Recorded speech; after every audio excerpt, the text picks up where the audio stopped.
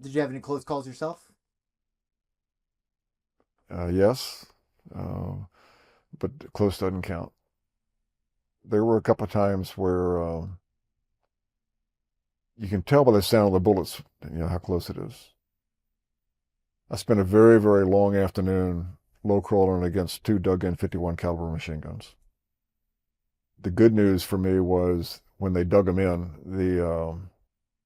they couldn't depress the barrels below parallel to the ground, and so they were about 12, 18 inches above the ground.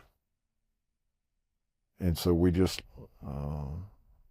using a lot of gunships to suppress them and a lot of smoke grenades, and we just low crawled long enough to where we could hand grenade them out.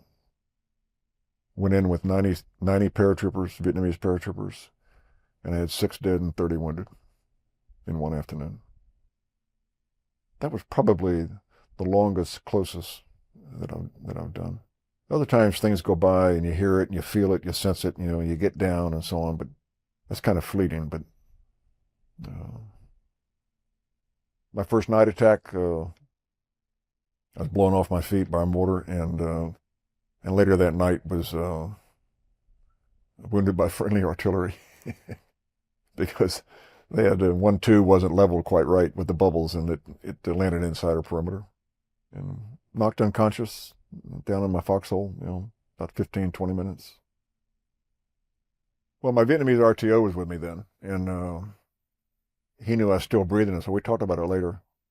My boss had been trying to get me on the radio, but I was unconscious, and then, but I came back around and so on, and I could, a lot of noise and so on, but I remember I picked up the handset again, and so I could hear his voice, and then I heard my name, and so I answered him, and he said, "Where you been?" And I said, "I've been right here." And he said, "I've been calling you." And I said, I told him I must have passed out, and I was a lucky man. Well, the good news is you don't realize it when it happens, and then after it does happen, you realize that, well, it must not be that bad, because I'm coherent again.